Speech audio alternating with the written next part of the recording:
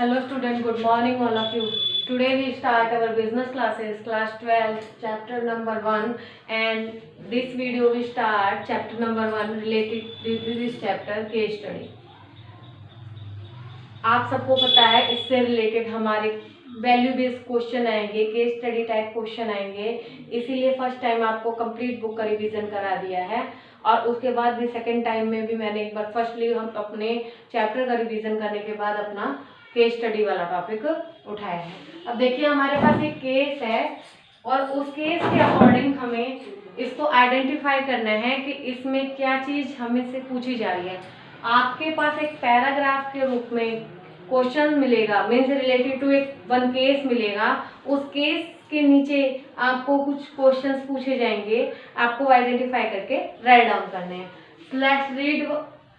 Firstly हमें क्या करना चाहिए, केस स्टडी करते टाइम क्या होता है, काफ़ी लेंथी होता है तो हम क्या करते हैं, अगर हम उसे रीड करते करते और बीच में कोई हमें इंटरप्ट कर देता है तो हमारा वही मिसिंग हो जाता है। बट क्या है, फर्स्टली आपको क्वेश्चन करते टाइम मीन्स आपको क्वेश्चन रीड करना है कि उस केस स्टडी से रिलेटेड आपसे क्वेश्चन कौन सा पुट किया गया है।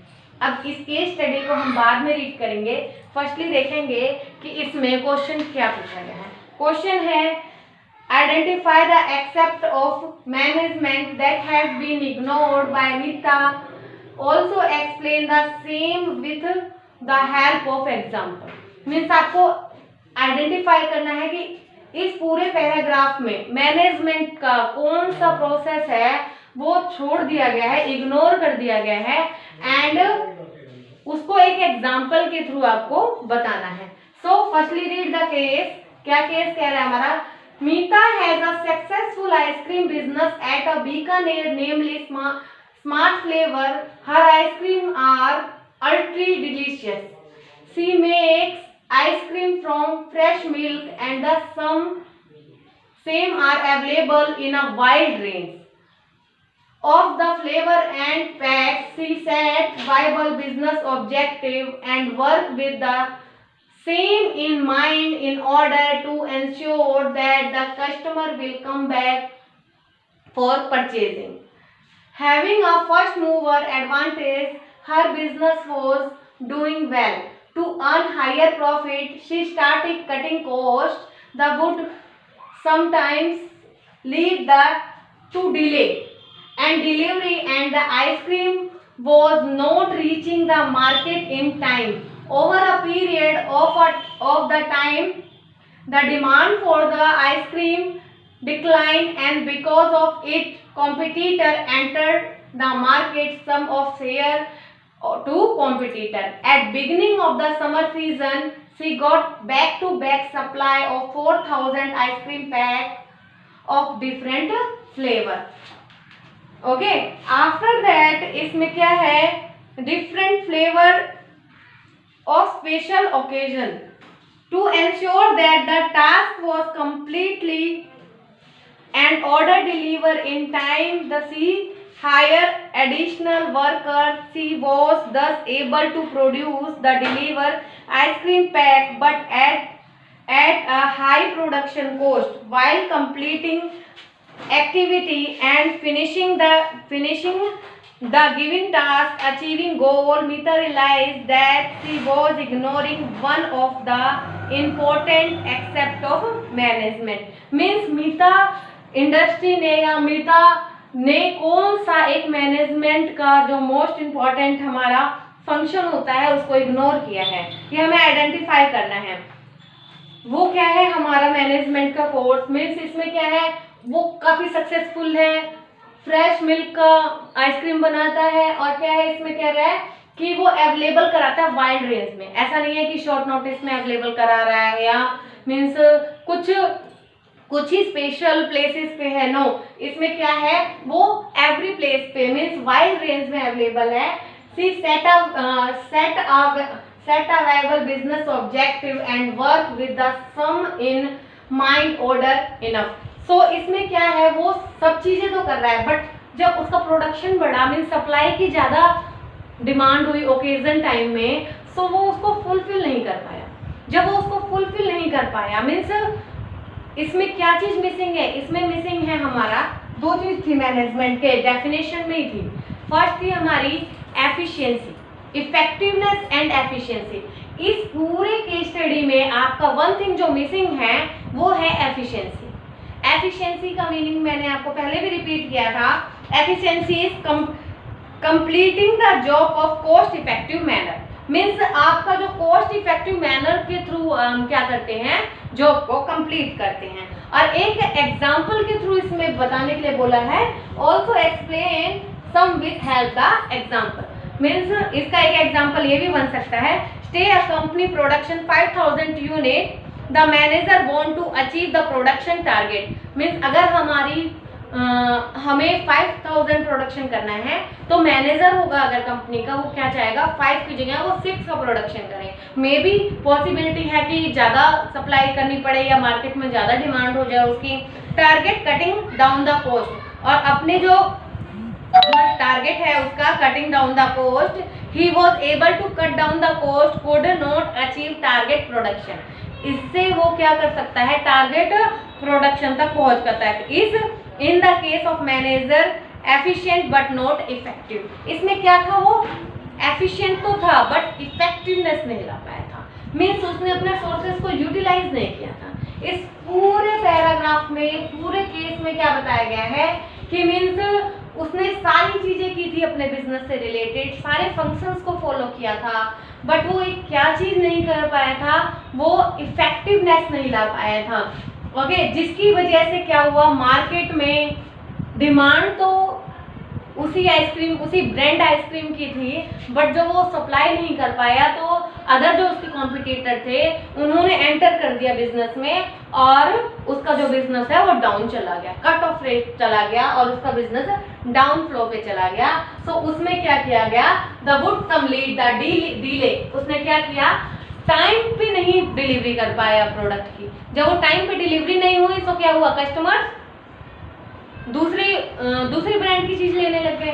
सो मार्केट में आपको अगर बने रहना है तो आपको क्या फुलफिल करना पड़ेगा कि आप ऑन टाइम रहे।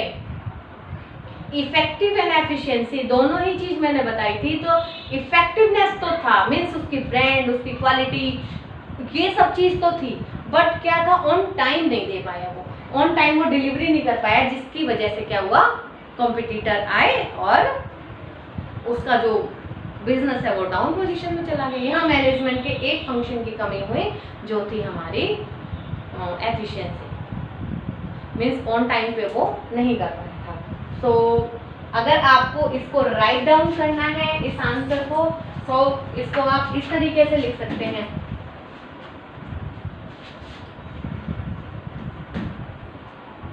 इन एग्जाम आपको अगर इसका आंसर राइट डाउन करना है तो काफ़ी लेंथी लिखने की नीड नहीं है। सीबीएसई बोर्ड ये नहीं कहता है कि आप काफ़ी लेंथी लिखिए। आप इसका आंसर लिखते टाइम बस एक फंक्शन डालिए जो मिसिंग है। इसमें क्या है मिसिंग, एफिशिएंसी। एफिशिएंसी मिसिंग है। एफिशिएंसी सिंपल एक वर्ड एफिशिएंसी लिख देंगे, सो इट डजंट मीन कि ये यहाँ कंप्लीट हो गया, नहीं। आप इससे आगे वन लाइन और मेंशन कर दीजिए कि एफिशिएंसी होती क्या है। It refer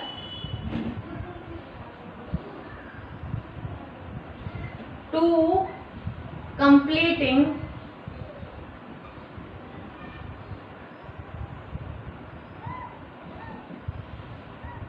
the job in the cost effective manner. Effective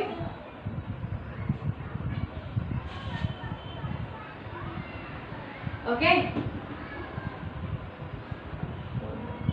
effective manner, ठीक है। इसका एग्जाम्पल लिखना है तो आप एग्जाम्पल इसका इजीली लिख सकते हैं। इसमें 4000 का बता रहा था तो आप क्या लिख दीजिए, 5000 लिख दीजिए प्रोडक्शन। एग्जाम्पल इसका होगा, से a company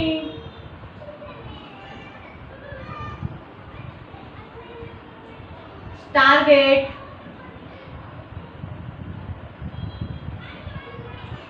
production 5,000 unit in a year means 1 year में 5,000 है, तो the manager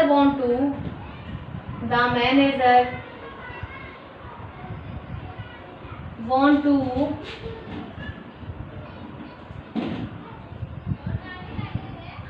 achieve the production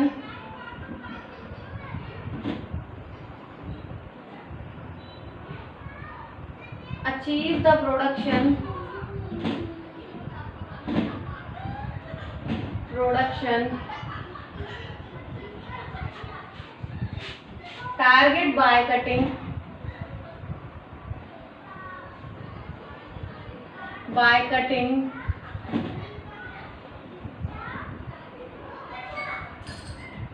down cost,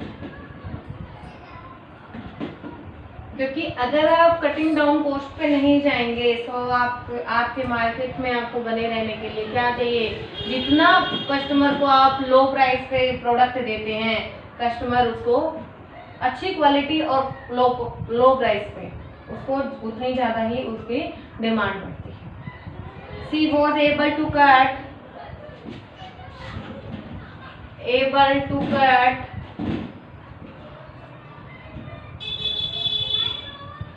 down cost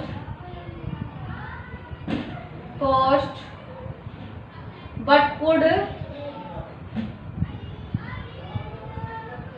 not achieve target.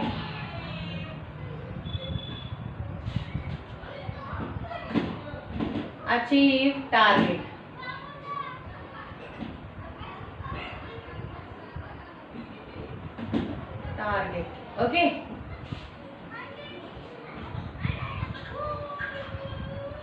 Production. तो इस तरीके से आप अपना आंसर राइट डाउन कर सकते हैं। मीन्स अगर 1 मार्क्स का है तो आपको इसमें ओनली एफिशिएंसी एक वर्ड लिख लेना है, या मे बी या आप मेंशन कर सकते हैं 1 वर्ड 2 वर्ड्स में आंसर देने की पॉसिबिलिटी करिए। 3-4 मार्क्स का है तो आप इस तरीके से राइट डाउन करके लिख सकते हैं और आपको मार्क्स दिए जाएंगे। ठीक है, so here complete our topic. Thank you so much.